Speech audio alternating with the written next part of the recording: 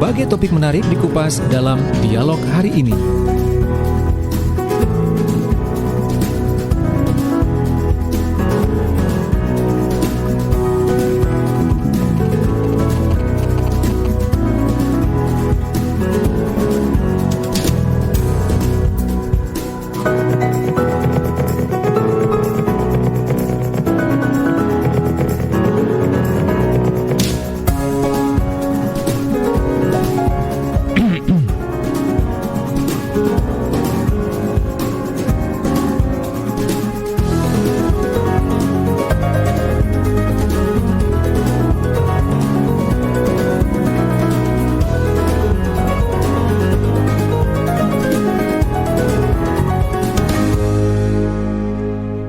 Assalamualaikum warahmatullahi wabarakatuh. Selamat siang sahabat, apa kabar Anda hari ini? Semoga dalam keadaan yang luar biasa. Selamat Hari Ayah 12 November 2021 untuk ayah-ayah yang luar biasa di luar sana. Semoga perjuangan ayah juga bisa menginspirasi anak-anaknya. Selamat Hari Ayah untuk seluruh sahabat Suara Sidoarjo. Baik sahabat, siang hari ini kita tidak hanya membicarakan tentang Hari Ayah, tetapi lebih dari sebuah Hari Ayah. Ini bulan November, setelah bulan November ada bulan Desember, setelah itu akan ada bulan Januari. Nah, Januari 2022, apa revolusi di tahun 2022? Mungkin salah satunya Anda ingin memperbaiki salah satu bagian anggota tubuh, gigi mungkin. Nah, tepat sekali.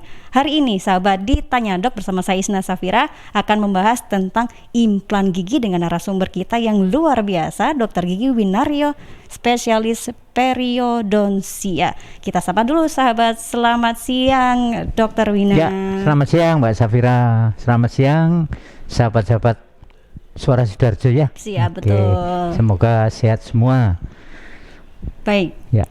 Selamat Hari Ayah, Dr. Wina. Terima kasih. Saya malah kelupaan. Kalau hari ini Hari Ayah.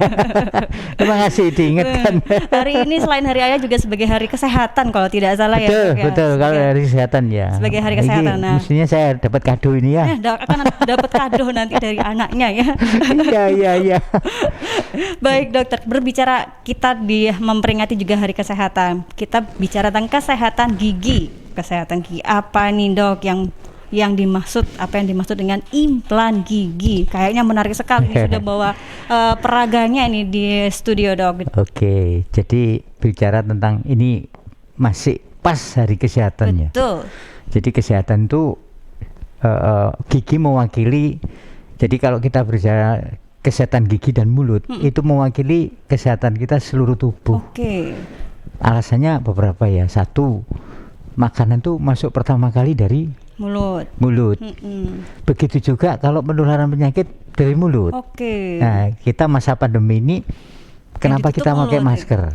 Jadi persentase terbanyak itu virus, kuman dan lain sebagainya yang bisa menyebabkan kita sakit itu melalui mulut pertama kali. Itu persentase terbanyak. Baik. Kemudian baru melalui hidung, melalui mata, melalui telinga dan lain sebagainya. Oke. Jadi siang hari ini kalau kita berbicara masalah kesehatan gigi, terutama implan khususnya, itu saya kira kok tepat ya Mas ya. Iya. Dan tepat dan kebetulan saya nggak berpikir kalau ini kita sesuaikan dengan hari kesehatan. Betul. Jadi rupanya cocok gitu. Ya, rupanya dipas-paskan sama yang Tuhan Yang Maha Esa ya Mbak ya. Betul.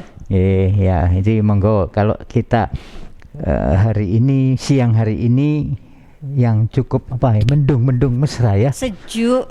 Sejuk. Jadi kita membicarakan masalah kesehatan gigi, terutama implan. Betul. Apa sih itu implan gitu loh. Apa sih dok? Jadi pertama yang kita definisikan di dunia kedokteran, implan itu sesuatu bahan dan lain sebagainya, bisa padat, bisa cair, bisa semi solid, itu yang dimasukkan di dalam tubuh manusia, entah itu tulang, entah itu di tempat yang lain. Kita ingat dulu ada susuk KB itu implan juga itu. Iya. Nah, makanya itu sesuatu yang ditanamkan di dalam tubuh, baik itu tulang maupun daging, sup, kulit, itu disebut implan. Betul. Nah, sekarang khusus implan gigi itu ini bahannya padat ya Mbak ya. Nah, saya boleh ini ya. Ya, jadi boleh. ini, jadi implan itu namanya implan itu ini. Nah, ini benda padat dan terbuat dari bahan iners. Maksudnya iners itu tidak membuat reaksi di dalam tubuh si pasien. Oke. Ya ini namanya implan. Kayak mur ya dok ya? Memang. Kalau Mbak Fira nanya ini kayak mur, kita prinsipnya seperti tukang yang sering masang apa di rumah-rumah kita ya. Oke. Jadi ini terkenal kalau di tukang namanya fisher. Fisher, oh iya. Nah, itu dimasukkan, dibuat apa dulu, lubangnya dulu, baru ini dimasukkan, baru ini. Lah, bedanya kalau di tukang itu begitu dimasukkan, dia langsung apa ya, Mbak? Bahasa Jawa itu melar ya, apa melar itu membesar ya, membesar, dan dia menyesuaikan dengan dinding yang kita buat. Nah, tetapi kalau ini bedanya lain. Ini sebelum kita memasang ini di dalam tulang kita buat lubang, istilahnya bed implant. Jadi tempat tidurnya implan ini namanya bed implant ya. Bed implant. Bagaimana ini kita membuat bed implant? Yaitu dengan bur-bur khusus, lain dengan yang digunakan dokter sehari-hari. Jadi ada peralatan khusus, kit implan itu ada. Nah, masuklah di sana dengan apa ya? Diameter bur itu yang bermacam-macam. Dari kecil sampai besar. Besarnya apa? Ya sesuai tulang ini yang akan kita pasang itu sesuai itu. Misalkan ukuran 0,6 mili, 1 senti apa dan lain sebagainya. Nah, kita buat bur implan di sini, apa itu bed implan di sini. Kalau sudah sesuai yang kita harapkan, sesuai yang ukuran dengan pasien-pasien tertentu, nah itu barulah selesai, baru ini dimasukkan. Nah, dimasukkan ke ini tulang rahang pasien ya. Ibaratkan ini tulang dipotong ini ya. Nah, setelah itu kita tunggu Mbak. Ini ditunggu 3 bulan. Nah, ini tujuannya untuk osteointegrasi. Jadi tulang pasien dan implan ini menyatu, bersatu. Nah, ini kan ada ini. Tadi Mbak bilang kayak mur ya. Betul, ini kayak mur apa ya, ger ini ya. Ini harapannya 3 bulan ini diisi oleh tulang pasien. Nah, kalau sudah seluruhnya ini terpenuhi oleh tulang pasien, maka ini dipegang oleh tulang pasien itu. Kemanapun pergi dia ikut. Nah, kemudian setelah itu 3 bulan terjadi. Oh ya, ini setiap 1 bulan sekali kita foto Mbak pasien. Ronsen ya dok ya? Untuk mengetahui bahwa si gerdan ini sudah terisi oleh tulang pasien apa belum. Nah, menurut pengalaman ini rata-rata 3 bulan bisa sudah terpenuhi oleh tulang pasien. Nah, kalau sudah ini harapannya kuat. Nah, untuk memegang ini namanya, kalau mungkin bahasa anunya tiang panjang ya. Kalau dalam dunia kedokteran tuh abutment, healing abutmentnya di sini. Ya udah, ini memang dibur gini. Tapi ada 2 macam, ada yang langsung diketuk gini. Jadi tergantung dari perusahaan masing-masing. Kalau yang saya bawa ini di bur ya Mbak, dimasukkan gitu. Nah, saya juga punya alat yang sekali berapa kali ketuk gitu masuk dia. Jadi tanpa dibur. Nah, kemudian setelah itu kita apa ya? Tunggu dicetak 1 minggu selesai. Ini dikirim ke laboratorium, cetakannya itu baru ini dipasang. Nah, udah jadi menyerupai, mendekati. Tidak sama dengan gigi asli. Jangan sampai kita menyamai nanti ya dok. Menyamai dengan sang pencipta. Ini menyerupai aja. Yaitu nama-namanya tadi bagiannya ini mahkota Mbak, mahkota. Kemudian yang ini sebagai pengganti akarnya, ini yang namanya implan ini sebagai pengganti akar gigi yang hilang. Tentunya pengganti ini pasien nggak punya gigi ya. Nah, ini dimasukkan sana, ini sebagai pengganti akar gigi yang kuat. Baru yang ini dipasang tadi penyangga lah atau abutment. Nah, dicetak 1 minggu, ditunggu ini jadi udah. Nah, jadi memerlukan waktu kira-kira 3-4 bulan. 5-6 visite pasien mendatangi dokter gigi yang masang ini. Nah, nanti berikutnya ada tahapannya kapan ini Oke. gitu ya. Dok, di tahap tadi pemasakan paku bumi ya dok, apa tadi namanya, dok? Abutment. Abutment itu berarti kan giginya belum ada ya dok ya selama 3 bulan itu ya sambil Ya. menunggu mahkotanya Betul, jadi. betul. Itu apa bisa dipakai giginya dok? Maksudnya untuk makan, minum? Oh, bisa. Karena belum ada mahkota, takutnya nanti kena kuman dan lain sebagainya. Apa sudah ditutup gitu dok? Ya, ini pertanyaan yang bagus sekali. Jadi setelah ini implan dimasukkan di dalam tulang pasien, Ya. ini penjahitannya harus benar-benar rapat. Menutup sekali 100% tidak mungkin ya. Oke. Kita jahit. Menurut kita rapat sudah. Itu tidak ada, mudah-mudahan tidak ada, kan diiring obat nanti. Ada antibiotik, ada menghilangkan rasa sakit. Nah, dan tubuh manusia itu antibodi ya, itu bisa lain individu lain beda-beda. Nah, apalagi pasiennya perokok. Oke. Nah, kalau perokok sebaiknya disarankan, kita advise ke pasien tolong berhenti rokok dulu. Tapi kalau nggak bisa berhenti, dikurangi lah minimal. Karena asap rokok yang panas itu juga akan mempengaruhi kesembuhan dari jaringan gusi dan tulang yang sudah kita kita buka, kemudian kita jahit. Nah, itu memerlukan suatu proses kesembuhan. Nah, kesembuhannya itu dipengaruhi oleh berbagai macam faktor, di antaranya makanan, kebiasaan pasien, kemudian pola makanan. Ya, itu yang di antaranya seperti itu. Faktor usia, faktor ras, faktor macam-macam lagi lah, banyak. Nah, itu yang kita dieliminir satu-satu. Kalau memang kebiasaan rokok, Pak, tolong dikurangilah kalau nggak bisa berhenti total. Nah, itu faktor-faktor yang mempengaruhi kesembuhan, dan nanti mungkin bisa molor, nggak 3 bulan, bisa 3,5 atau 4 bulan gitu. Tergantung dari individu masing-masing. Tergantung individu masing-masing, tergantung trauma yang kita buat, tergantung banyak sedikitnya implan yang dipasang. Masang 1 sama 2, 3, 4, 5 beda. Oke. Beda. Saya pernah pengalaman pasang pasang 6 ya. Ini kebetulan seorang dokter juga yang saya pasang ini. Kesembuhannya memang di antara satu pasien dengan satu implan dengan implan yang lain beda. Nah, itu menunjukkan bahwa kita tidak mematok 3 bulan pasti. Jangan memastikan, tergantung kesembuhan masing-masing. Jadi contohnya 6 tadi ya, saya pasang 6 sebelah kiri ya. Gigi nomor 1 sampai nomor 2 sampai 7 saya pasang, ada 6 biji. Itu gigi depan sama belakang sembuhnya beda-beda. Waktunya beda-beda. Padahal masangnya sama bareng-bareng ya dok ya? Bareng-bareng, pasiennya sama. Ini implan di dalam rongga yang sama. Nah, ini menunjukkan bahwa si gusi ini penyumbannya beda-beda juga. Gigi belakang, gigi depan beda juga. Nah, itu kalau di analisa lebih lanjut, mungkin gigi belakang dipakai untuk menghaluskan makanan sehingga pasien diarahkan ke sana. Nah, itu bisa juga, sehingga pengaruh kesembuhannya lebih sembuh yang gigi depan misalkan. Atau saat kita pasang itu kesehatan gusinya memang nggak sama. Satu rongga mulut bisa juga nggak sama. Satunya ada mengalami keradangan, satunya enggak, satunya keradangannya berat, ringan. Nah, itu beda-beda juga kesembuhannya nanti, walaupun dalam individu yang sama. Trauma yang sering muncul itu apa dok? Bengkak mungkin ya dok ya? Jadi gini, bisa juga bengkak, bisa juga rasa sakit. Ini yang tidak boleh kita pastikan. Katakan Mbak Vira pasien, ini Pak Win, nanti saya pasang ini ada timbul bengkak enggak? Ya, kemungkinan bisa, kemungkinan tidak. Karena multifaktorial tadi itu.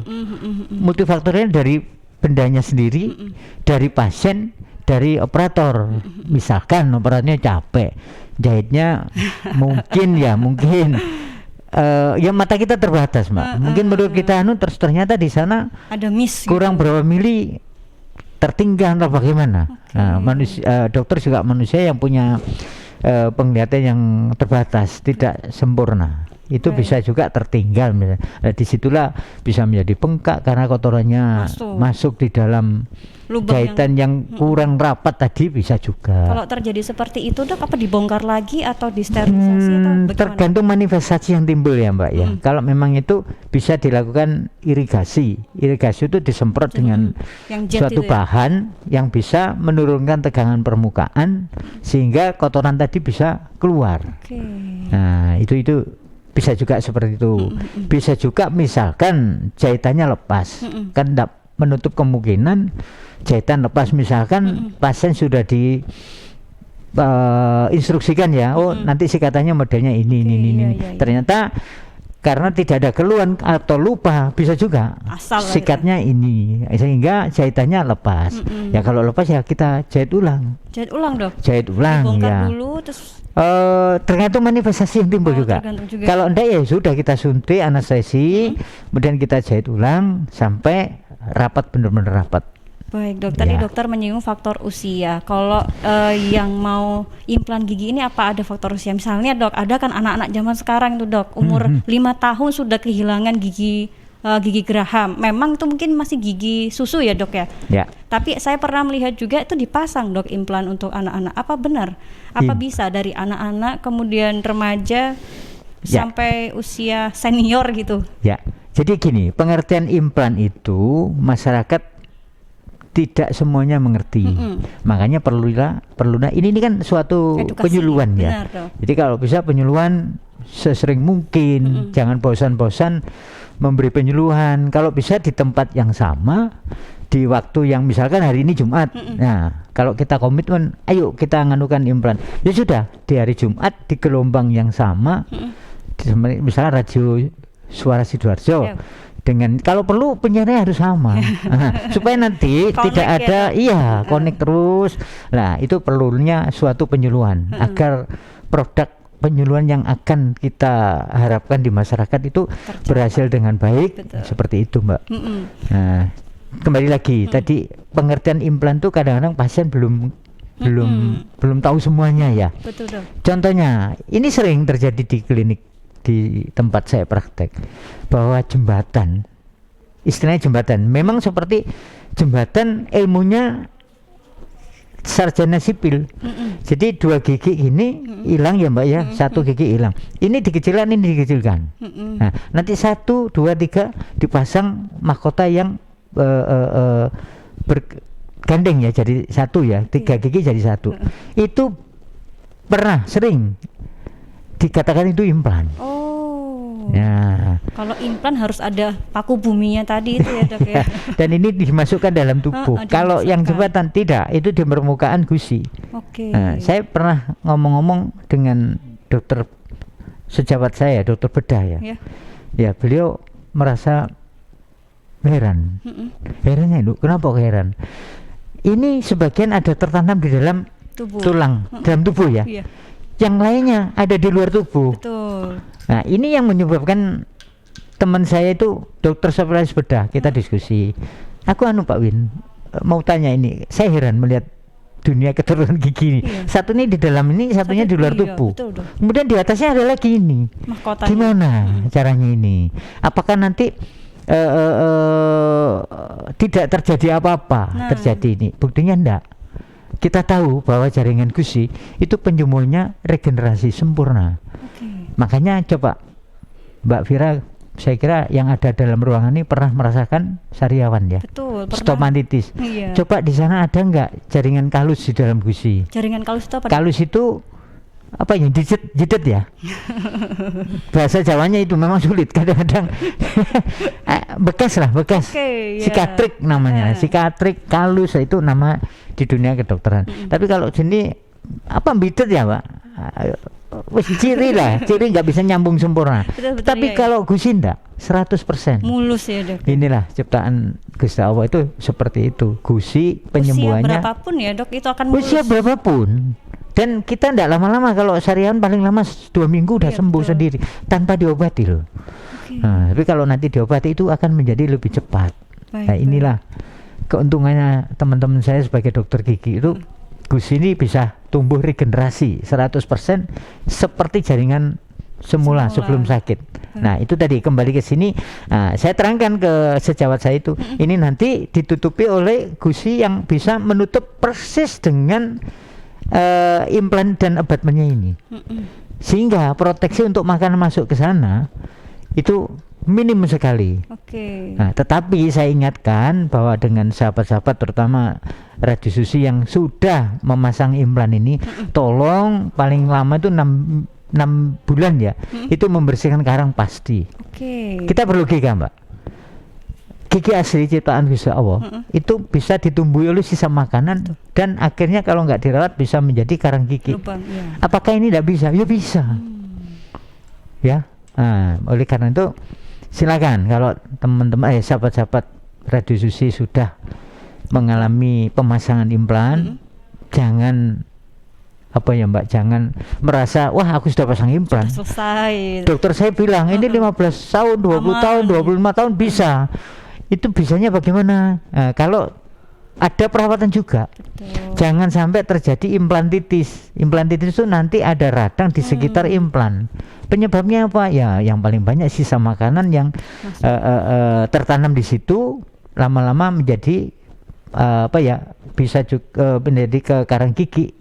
Nah, kalau karang gigi itu kelihatannya karang gigi itu jangan dianggap sepele. Dia bisa mendesak tulang-tulang penyangga gigi.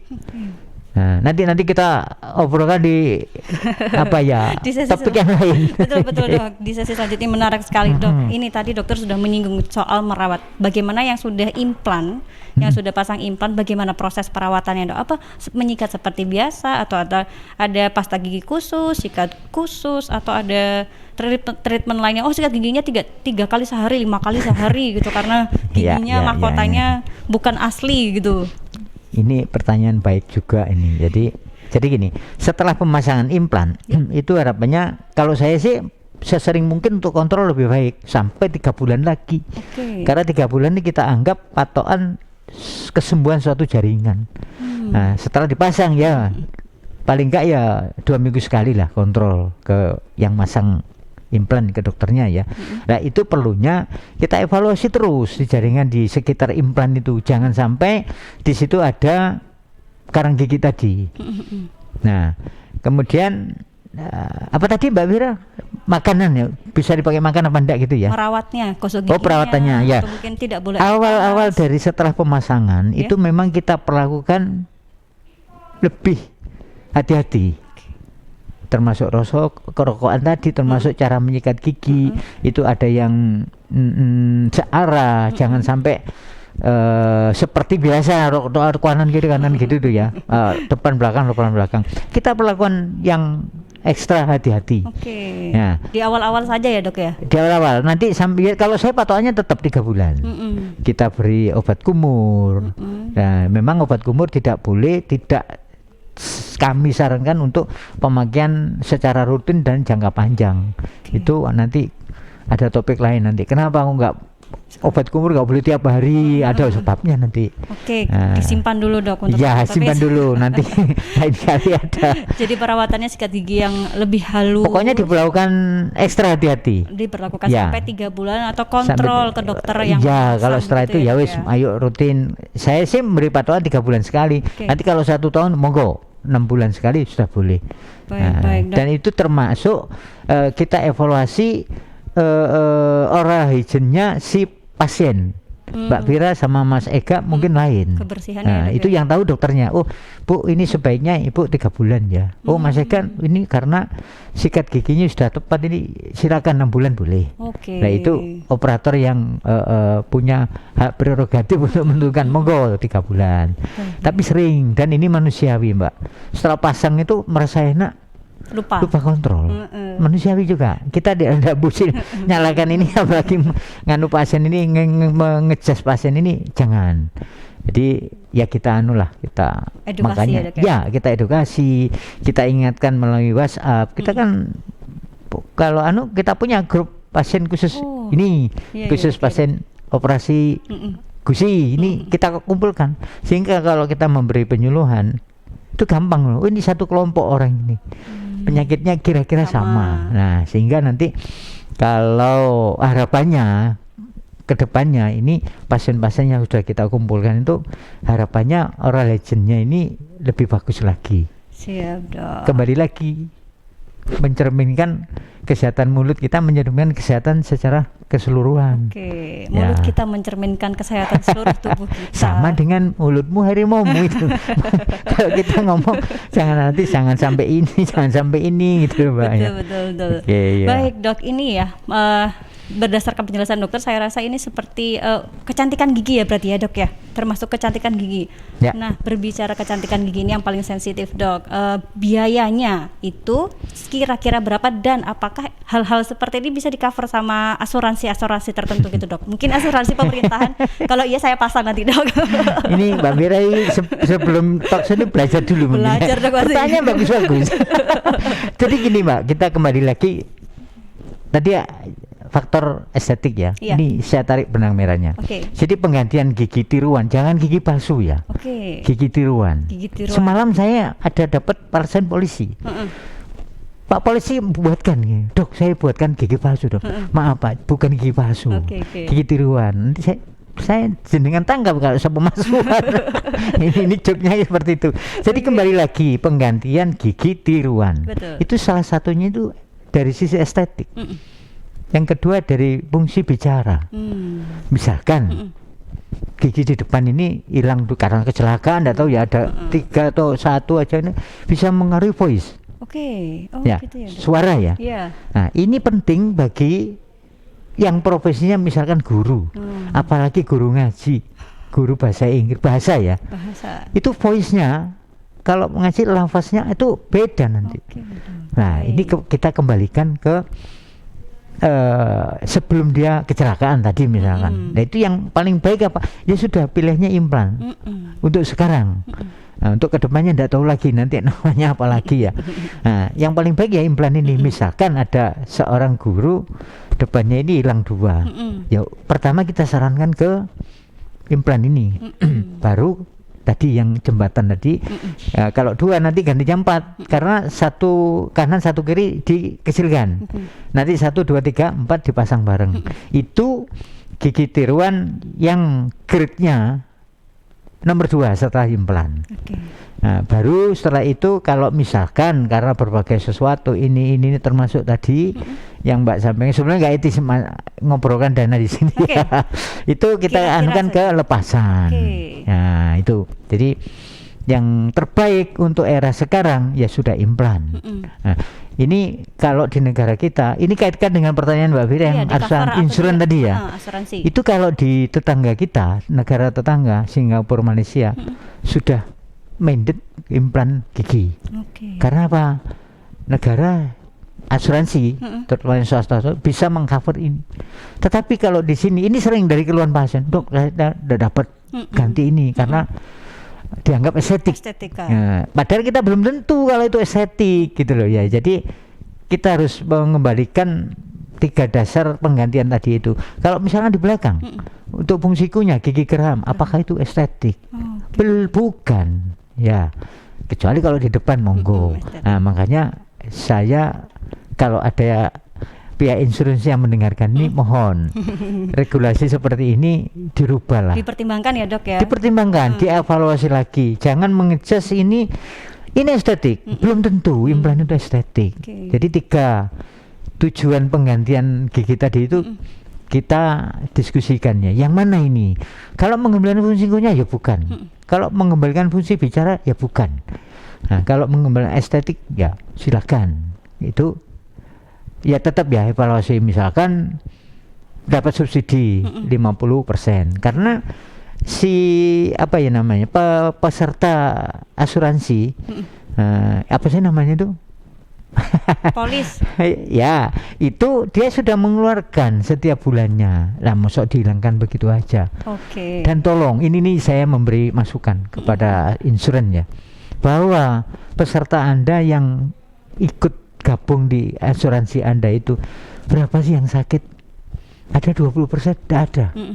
Lah Mbak ya, ini subsidi silang. Katakan 20%, udah maksimal itu. Saya pernah membaca ada datanya itu. Katakan 20% Mbak. Maksud yang 20% ini minta sumbangan ke yang 80% yang setiap bulannya membayar tanpa ada penggunaan insuran itu. Baik. Nah, ini mohon saya menyarankan mohon ditunjuk ulang kebijakan pemerintah itu perusahaannya, angka baiknya kalau kita berbagi. Baik. Ya, Dok. itu ya Mbak. Itu sudah ya tercover ya. Estetik, insuran. Kalau harga sekali lagi Siap Dok, oke. dan harga macam-macam Baik, tergantung Dok. negaranya yang membuat implan ini, tergantung dari sistem ini, tergantung bahannya, macam-macam banyak ya. Baik Dok, ini sudah ramai sekali ini di kolom kita Dok. Kita akan lanjutkan lagi ya Dok diskusi Oke. menarik kita tentang implan gigi, mempersiapkan Siap. gigi untuk tahun baru. Baik sahabat Suara Sidoarjo, dokter masih bersama kami ya. Sahabat Suara Sidoarjo, Anda bisa mengikuti interaktif via line telepon di 0318961514 0318961514 atau via line WA 0811 3091009 0811 3091009. Anda juga bisa berinteraksi melalui Instagram Suara_Sidoarjo atau di Twitter @susi_visual atau di Instagram di LPPL Suara Sidoarjo. Kami akan kembali sahabat di Tanya Dok yang masih membahas tentang implan gigi bersama Dr. Gigi Winario, spesialis periodontia. Rokok opo iki lho, kok putihan? Ya rokok kok, ya murah, ya akeh. Rokok ilegal ki. Masa rokok ilegal iki? Yo ki. Lah awakmu kok roh nek iki rokok ilegal? Rokok ilegal iki gak nek pita cukene. Samen paling roe bandrol kuwi lho. Rokok iki kudu enek merek karo nama perusahaane sing terdaftar ndek bea cukai. Lokasi pembuatane ndek kene yo gak enek. Terus ndek kene rokok ilegal iki gak enek gambar karo peringatane teko pemerintah. Berarti rokok ilegal gak resmi no? Aduh yo mesti to Lemul. Rokok ilegal iki merugikan negara. Mergo ora bayar cukai sing digembangun negara. Walah cucu, sepenting wong-wong gak roh. Loh, gak iso le iki. Makane to le, tuku sing pasti-pasti ae. Aja ngawur. Laporkan peredaran rokok ilegal ke kantor Bea Cukai terdekat atau hubungi nomor 1.500-225 1.500-225. Iklan layanan masyarakat ini dipersembahkan Bea Cukai Sidoarjo. Ayo, ngewangi bea cukai, berantas rokok ilegal. Bea Cukai Sidoarjo, fokus mengawasi, tulus melayani.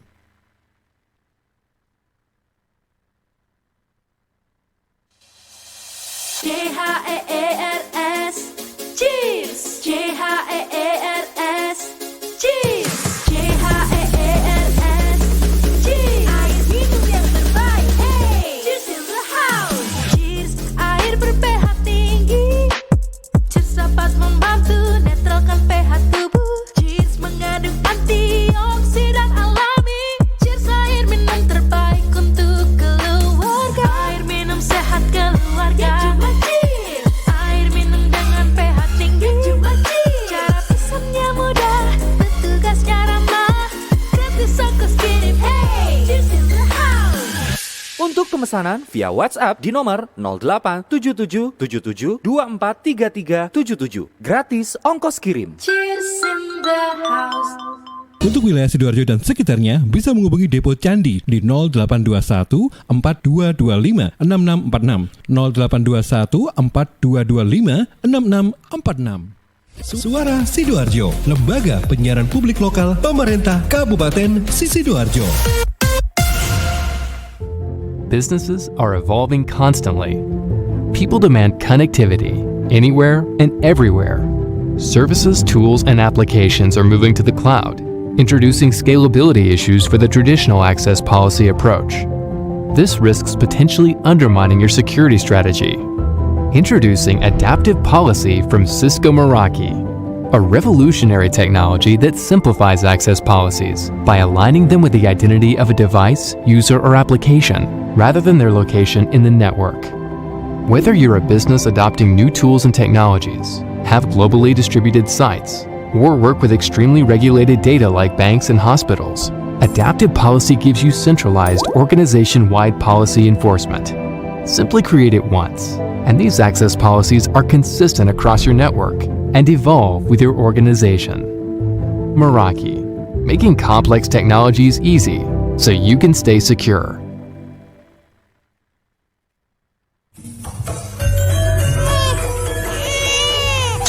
Arek-arek iku rame lapo sih? Mulakno, nek dikandani wong tuwek dirungokno, nek durung siap duwe anak, gak usah rabi. Anake loro, pilek, watuk, ono seseke. Loh, bahaya iku. Momong dorong budal nang bidan. Hati-hati dan waspada ya. Demam, batuk, dan susah nafas bisa jadi itu tanda-tanda pneumonia atau infeksi paru-paru. Penyebabnya bisa virus, bakteri, atau jamur. Mudah menular lewat droplet saat batuk atau bersin. Tapi ini bisa dicegah dengan pemberian imunisasi PCV pada bayi dan anak. Imunisasi PCV selain mencegah pneumonia juga bisa mencegah radang selaput otak atau meningitis dan radang telinga tengah atau otitis media. Imunisasi PCV diberikan pertama pada bayi usia 2 bulan, dilanjutkan pada usia 3 bulan, dan dosis ketiga saat anak usia 12 bulan. Imunisasi PCV bisa didapat di posyandu, bidan, puskesmas, rumah sakit, klinik kesehatan, praktek dokter mandiri, dan layanan kesehatan lain yang menyediakan imunisasi. Lapo guyu-guyu dewe. Putune wis sehat, Cak. Wis diimunisasi PCV pisan. Seneng aku. Gak pengen ngeramut bayi maneh ta? Ayo tak gaweno. Iklan layanan masyarakat ini persembahan Dinas Kesehatan Kabupaten Sidoarjo. Sudah lama kita melalui masa-masa berat. Bisnis ambruk, kehilangan pekerjaan, teman, bahkan ruang gerak. Tapi ketika hampir kehilangan segalanya, satu yang harus kita pegang. Harapan bahwa kita akan bersama-sama melewati pandemi ini. Bahwa esok kita bebas melangkah lagi. Sampai saat itu tiba, negara hadir untuk membersamai perjuangan kita. Memberi pengharapan atas kemenangan-kemenangan kecil kita. News, Talk, and Music Hits. Suara Sidoarjo. Your multi-platform radio. Ya, sahabat, masih di Suara Sidoarjo, masih ditanya dok. Masih bersama Dr. Gigi Winario, spesialis periodontia. Baik, ini dok ada penelpon ini di line telepon. Kita buka dulu line teleponnya. Dari tadi sudah menunggu ini dok. Halo, selamat siang. Selamat siang. Iya mbak, silahkan langsung ke Dr. Wina. Ya baik. Terima kasih Mbak Vira dan Dr. Win. Saya Hilda Nurani dari Durung Beduk. Dok, ini saya kan emang usianya lagi jalan ke 23 tahun. Nah dulu waktu umur 15 tahunan itu cabut gigi. Nah tapi jadi bikin uang gitu loh di antara giginya. Jadi gigi saya tuh renggang gitu. Nah kira-kira perlu implan nggak dok buat ngerapihin giginya? Terima kasih. Terima kasih. Baik. Kita jawab dulu dok atau mau langsung penelpon selanjutnya? Kita ditumpukkan dulu ya dok ya, biar betul. Apakah ada penelpon selanjutnya? Halo, selamat siang. Oh, terputus. Sambil ini dok, saya sisipkan 2 pertanyaan lagi ya dok sambil menunggu nih telepon dokter tersambung. Ini di Twitter ada yang bertanya nih dok. Dok, nenek saya punya gigi warna emas. Apa itu asli gigi implan emas atau cuman warnanya emas dok? Itu. Kemudian ada lagi nih dok. Ada Anton via WhatsApp. Perlukah check up kesehatan total sebelum melakukan implan gigi? Karena kan memasukkan itu juga berhubungan dengan syaraf. 3 dulu itu dok. Tadi yang pertama soal ketika umur 15 tahun cabut gigi kemudian ada renggang. Apa perlu dilakukan? Sekarang umur 23 ya? Sekarang umurnya 23. Berarti ada 8 tahun sudah. Betul. Pertanyaannya apa? Apakah perlu pasang implan? Karena ada gigi yang renggang kan dicabut jadi ada yang renggang gitu dok. Nah di renggangnya itu apa perlu implan dok? Apa mungkin nanti tumbuh lagi dok giginya di usia 23 tahun? Jadi kalau umur 15 itu sudah gigi dewasa semuanya mbak. Nah, jadi betul kalau udah dicabut tidak ada pengganti gigi lagi. Karena kemarin yang dicabut udah gigi dewasa. Nah, perkara ini dipasang implan apa yang lain itu sebetulnya hak prerogatif yang menentukan pasien. Nah, jadi dokternya itu mengikuti aja. Tapi sebaiknya memang sesuai pembicaraan di awal, gigi yang paling baik, paling enak, paling nyaman ya sudah implan untuk saat ini. Ya kita sarankan. Ya, saya biasanya ke pasien ya gitu. Ini untung ruginya ini. Ya. Seterusnya yang mempunyai hak untuk menentukan pasien. Karena pasien yang paling tahu. Ini misalkan dari sisi keuangan, dari sisi ini, karena saya sering menemui pasien orangnya berada mbak, tetapi takut untuk dilakukan operasi. Nah ini ya sudah, pilihannya nggak ada lain, nomor setelah implan ya udah yang tadi yang jembatan di asa kanan kirinya itu ya tinggal pasang itu ya. ya kalau itu masih takut katakan itu nanti kan dikecilkan di asa juga timbul ngilu. Nah gitu. Jadi namanya orang takut, kalau bisa kita memanage dulu takutnya itu. Kalau bisa kembali lagi ke tujuan yang paling bagus ya implan. Kalau nggak bisa ya turun lagi ini. Kalau bisa ya udah yang lepasan. Nah kembali lagi ke Mbak siapa yang di pertama tadi ya. Monggo terusnya Anda yang menentukan ini, dokternya tinggal melakukan perintah.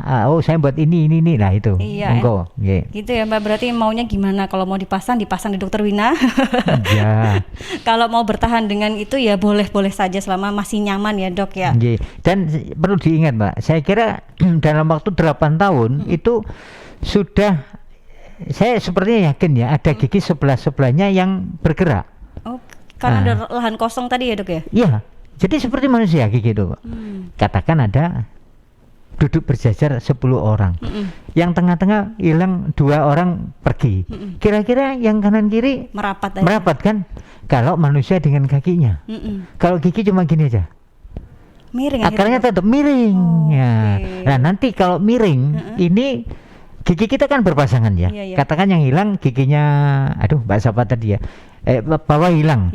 Ya nanti gigi kita kan berpasangan semua Mbak gini. Nah ini gaya antara gigi 1 dan 2 itu saling meniadakan kalau di jumlah itu bahasa kita ingat kuliah sekolah dulu ya, resultantenya sama dengan 0. Tetapi kalau salah satunya condong tadi, ini arahnya ke sana, ini arahnya ke sini, tidak akan ketemu, itu akan menyebabkan pusing berkepanjangan. Itu dalam bahasa medisnya itu akan terjadi tekanan intrakranial. Jadi tekanan di dalam kepala itu lebih tinggi dari yang gigi yang sejajar tadi itu. Baik. Nah, jadi kalau ada pasien yang mengeluh, saya kok vertigo, saya kok migrain ini, ya monggo difoto dulu. Nanti kalau ada terjadi itu, ya kita betulkan sedapat mungkin, dikembalikan ke sejajar itu. Itu tadi ya Mbak Hanin. Mbak Hanin itu, jadi jawabannya dokter sudah cukup jelas saya rasa. Dok, sebelum menjawab pertanyaan selanjutnya kita angkat telepon dulu ya dok ya. Boleh. Halo, selamat siang. Halo. Iya halo, dari mana Mbak? Saya Rindi dari mana? Dari Sidoarjo. Oh dari Sidoarjo. Baik ya Mbak Rindi, silakan langsung ke Dokter Wina. Ya. Dok, jika implan giginya goyang setelah hampir 10 tahun, ini perlu diperiksakan atau diganti ya dok? Apa gimana? Kalau implannya gimana Mbak, diulang? Jika implan giginya goyang setelah hampir 10 tahun gitu, perlu diperiksakan atau diganti? Gitu aja Mbak Rindi, ada lagi? Aja. Oke, terima kasih Mbak Rindi. Jadi gitu dok. Jadi 10 tahun implannya goyang. Implannya apa mahkotanya ya dok ya? Itu yang nggak jelas. Jadi gini, sebaiknya Mbak Rindi ya. Mbak Rindi kembali lagi ke dokter pemasang implan itu. Nah nanti dokternya biasanya sih dilakukan pemotoan, foto ronsen ya. Nanti untuk mencari tahu ini goyangnya secara implannya apa yang sebagian dari implannya aja nanti. Nah nanti solusinya tergantung dari manifestasi yang timbul. Saya kira kalau 10 tahun pemasangan implannya itu masih 10 tahun, saya kira enggak lah. Mungkin ini bisa, cuma ininya saja. Mahkotanya saja ya. Atau ininya juga, bisa juga. Terutama yang ini yang enggak pakai ulir ya, yang langsung dipukul berapa kali. Ikut milu saya dok. Iya, memang terjadi seperti itu. Bisa juga ininya abutmentnya yang muncul. Kalau ini dimur ini saya kira lebih baik. Jarang sekali kalau sudah tertanam di sana, kecuali kecuali kalau pasien ini ya tadi lupa dan manusiawi, nggak pernah kontrol karang gigi, nggak pernah ini, bisa juga terjadi. Nah nanti dokternya akan punya rekam medisnya ya. Pastilah dokter yang memasang ini dianjurkan, Bu, nanti ini kontrol setiap 6 bulan apa setahun, dan ini ada semua. Dan nanti kalau misalkan pasien ini setelah dipasang baru kontrol kalau sudah ada goyang 10 tahun yang lalu, lah ini ya mohon bersabar. Kesalahan di pihak pasien. Gitu ya Mbak. Bersabar ini ujian. Iya. Terus ini saya kira udah ya. Ya. Tolong Mbak Rindi kembali lagi ke dokter pemasangnya. Ya. Baik dok, itu ya Mbak Rindi balik dulu ke dokter pemasangnya. Mungkin ada sesuatu ya. Ya. Mungkin ada kemasukan apa? Jadi apa kita kembali ke pertanyaan dari Twitter tadi ya dok. Yang kedua tadi ya. Dari WhatsApp ini perlukah check up kesehatan total ini sebelum melakukan implan, check up kesehatan total dulu atau tidak dok? Ya, ini sangat bagus ini. Mbak siapa ya namanya ya? Antoni dari Sualan Panji nih via WhatsApp. Mas Antoni, Mas Antoni. Mas Antoni, baik. Jadi gini, Mas Antoni, ini pertanyaan Mas Antoni bagus sekali. Jadi sebelum pemasangan implan, karena ini menyangkut operasi ringan, walaupun ringan, kita ada SOP yang harus kita lalui. Baik. Pertama, kita lihat pasiennya fisiknya gimana. Ini secara wawancara aja bisa dilihat. Kemudian yang kedua, secara ini ya, jaringan yang ada di dalam rongga mulut. Bagaimana kondisi jaringan gusinya? Ya. Bagaimana jaringan tulangnya? Tulangnya bisa dilihat kalau dilakukan foto. Sehingga sebelum dilakukan pemasangan, pasien harus dilakukan foto. Istilahnya pemeriksaan penunjang. Nanti ada pemeriksaan utama ya. Ini penunjang dulu. Okay. Jadi difoto dulu secara panorama maupun lokal ya Mbak ya. Panorama itu untuk melihat ya namanya panorama untuk melihat semuanya. Kemudian secara khusus gigi mana yang akan dipasang implan. Itu namanya foto periapikal. Kemudian yang paling canggih lagi foto CBCT. Itu seperti CT scan pada umumnya itu, tetapi ini dosisnya itu ampernya sangat kecil dan ini bisa dilihat secara 3 dimensi. Maksudnya 3 dimensi gini Mbak. Nah, ini bisa dilihat secara 2 dimensi gini ya. Kalau ini nanti hasilnya itu dalam bentuk CD. Nah, jadi dokternya bisa menjalankan ini. Nah, dari sini ini bisa dilihat Mbak Vira di sana. Jadi ketebalan tulang ini itu harus tahu sebaiknya masang implan harus pakai ini. Jadi supaya aman bagi dokter maupun aman dari pasien. Jadi kalau misalkan tulangnya ini ya 1,5 senti gitu ya. Ini tulangnya harus tertanam di tengah-tengahnya ini. Nah, memang idealnya itu 2 mili kanan kiri udah bagus. Tapi kalau lebih baik itu akan lebih bagus juga. Dan memasang implan di sini sama di depan ini ekstra hati-hati yang di depan. Dan tulangnya ini kan tipis Mbak. Nah tipis, belum lagi nanti kalau pasien ompongnya sudah lama, ini akan ambles ya, akan resorpsi. Nah kalau itu perlu perhatian juga ya, makanya foto 3 dimensi itu kalau saya sangat wajib dilakukan itu. Memang agak mahal. Ya kita bisa memberi pengarahan ke pasien bahwa bapak lebih aman, ibu lebih aman, ini lakukan seperti ini ya. Jadi ini pemeriksaan penunjang untuk menegakkan suatu diagnosa perlu pemeriksaan penunjang. Selain itu ada pemeriksaan penunjang yang lain yaitu pemeriksaan darah. Loh, tujuannya kok dokter gigi kok ke darah? Jadi gini Mbak, kita harus tahu fungsi ginjalnya pasien ini bagaimana. Terus kemudian fungsi livernya bagaimana. Kemudian darah lengkapnya. Darah lengkap itu pengertian dari awam itu semua diperiksa. Enggak, darah lengkap itu ada HB, leukosit, trombosit, laju endap darahnya gimana, anunya gimana, bukan semuanya. Nah itu. Bahkan kalau perlu ya yang lain-lain, misalkan asam urat. Tujuannya apakah apa, Dok?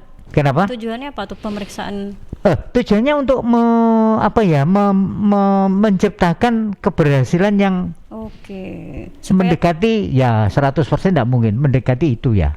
Nah, makanya kita perlu data termasuk foto 3 dimensi supaya membantu kami nanti meletakkan implannya itu bisa tengah-tengah tulang ini. Nah, kalau tengah-tengah kan dipegang oleh 2 sisi yang sama akan menjadi lebih baik. Baik, Dok. Nah, tadi kembali lagi pemeriksaan adakah pasien menderita diabetes mellitus, kencing manis misalkan. Nah, itu kalau katakan tidak terkontrol pasien ini, kita punya track recordnya ya, nanti kita konsultasikan dengan dokter, misalkan Mbak Vira siapa yang dokter penyakit dalam yang merawat Anda selama ini. Oh misalkan dokter Ega, saya konsul ke dokter Ega.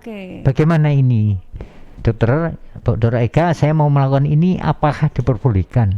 Lah dokter Ega mesti tahu, punya track recordnya diabetesnya ini naik turun terkontrol ndaknya itu seperti itu. Belum lagi nanti pasiennya misalkan sudah pernah pasang ring di jantungnya itu ya. Saya mesti konsultasi dengan pemasang ringnya itu siapa. Baik. Nah ini sering terjadi, saya masangnya di Singapura, Dok. Waduh. Lah kalau misalkan sambil ngelencer mampir ke sana, saya komunikasi dengan dokternya, apakah Bapak mau? Misal mau ya silakan. Karena dengan adanya ring itu, kita kan juga implan juga ringnya itu. Nah nanti kalau apa ya Mbak, dia biasanya ya sudah, kalau sudah pasang ring tiap hari itu minum obat untuk pengencer darah itu. Nah ini ada SOP yang harus dihentikan obat untuk mengencerkan darah itu. Kenapa kok dihentikan dulu? Biasanya 3-5 hari, tergantung dokter yang merawat. Kalau enggak nanti saya kesulitan, darahnya encer, bleedingnya juga akan banyak. Nah ini akan menyulitkan juga. Pendarahan malah kenapa-kenapa ya dok? Ya, terus saya harus memeriksakan laju endap darahnya pasien ini gimana. Baik, dok. Kemudian saya ingin tahu waktu pembekuan dan waktu pendarahan dari pasien ini. Nah kalau waktu pendarahannya relatif singkat, yuk saya harus konsul ke dokter yang merawat, misalnya penyakit dalam. Nah nanti faktor pembekuan, misalnya faktor pembekuannya memanjang. Nah biasanya 2-4 detik apa ini memanjang. Saya harus hati-hati, saya harus konsul dulu. Nah nanti apa ya, perawatan untuk menormalkan dia laju endap darah, kemudian tadi apa, waktu pendarahan, waktu pembekuan itu harus diatur oleh dokter, terutama dokter yang hematolog ya Mbak, dokter penyakit. Ya kalau orang ngomong bilang itu dokter ahli darah, itu hematolognya itu saya harus ke beliau, kita konsultasi supaya aman bagi saya maupun bagi pasien ini. Jadi bagus sekali. Ini ada tanya pemeriksaan apa yang ini, itu ya kira-kira seperti itu. Baik dok, terima kasih. Ini kita punya sedikit waktu dok, saya tidak bisa membacakan semuanya sahabat. Banyak sekali, nanti mungkin kita akan ada sesi selanjutnya ya dok ya terkait ini. 2 pertanyaan terakhir ini dok, tolong jawab. Apakah perlu PCR dan apakah benar mitos atau fakta implan gigi itu menggunakan tulang sapi atau mamalia atau hewan yang tulang giginya mirip manusia? Jadi 2 pertanyaan dok sebagai penutup ini dok. PCR ya? Iya, apakah perlu PCR ketika mau pasang? Sebaiknya ya. Oh sebaiknya ya. Karena aman bagi pasien maupun ini. Ya, PCR itu sekarang negatif Mbak. Mungkin bisa besok orang ini kemana-mana masuk lagi gitu loh. Ya, nggak bisa serba tidak bisa dipastikan. Nah, kemudian ke sapi, tulang sapi. Iya.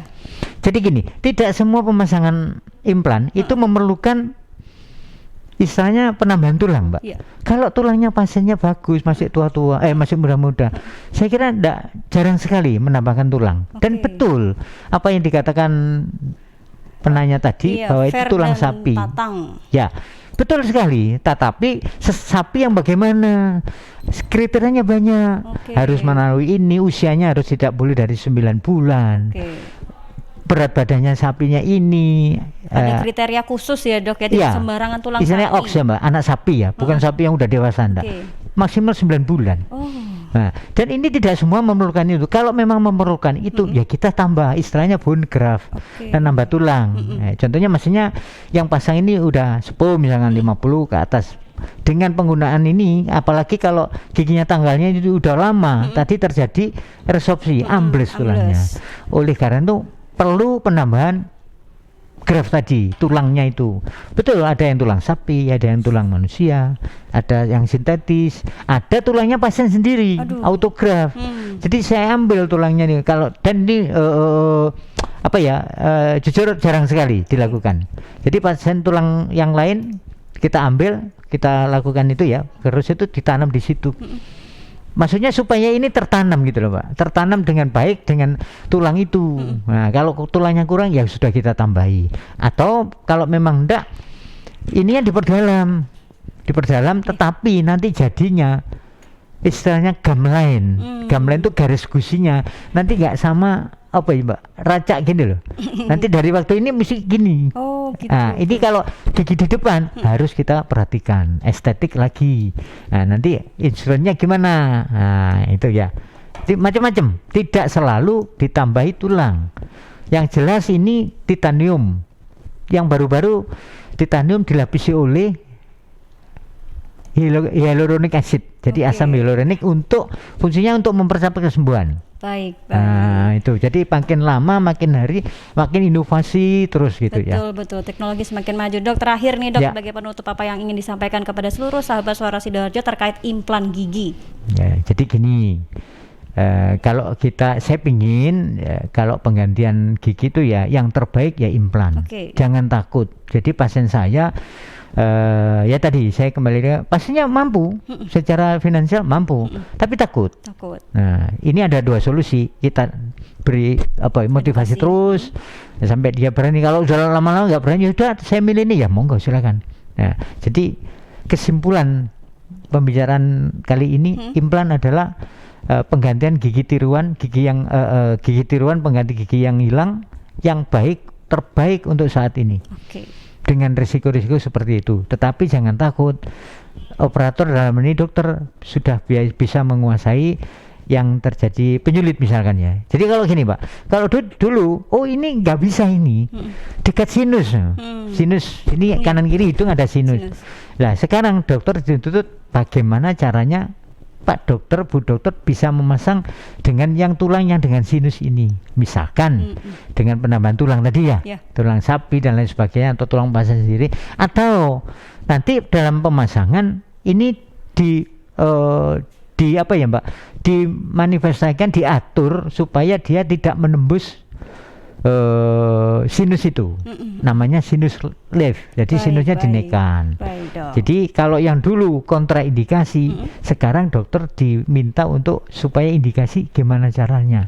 Nah ini memang memerlukan apa ya Mbak, suatu pengetahuan, suatu ilmu yang lebih lagi. Jadi nggak sekedar masang ini. Kalau dekat sinus gimana? Ya udah, caranya ini. Kalau tulangnya kurang ya Pak, anunya ini. Baik, Dok. Itulah. Begitu ya, sahabat Suara Sidoarjo, yang terbaik saat ini adalah implan gigi sebagai pengganti gigi yang hilang, bukan gigi palsu tapi gigi tiruan. Betul. Sudah pinter ini. Terima kasih Dokter Gigi Minarga. Oke, sama-sama. Terima kasih juga Mbak Fira dan sahabat-sahabat Radio Suara Sidoarjo ya. Benar. Ya. Terima kasih juga sahabat Suara Sidoarjo sudah mendengarkan Tanya Dok edisi Jumat 12 November 2021. Masih memperingati Hari Kesehatan Nasional. Jangan lupa kita masih di era pandemi, tetap jaga protokol kesehatan. Memakai masker, mencuci tangan, menjaga jarak, menghindari kerumunan, dan mengurangi kegiatan-kegiatan komunal di luar rumah. Saya Isna Safira pamit, terima kasih. Sampai jumpa. Wassalamualaikum warahmatullahi wabarakatuh.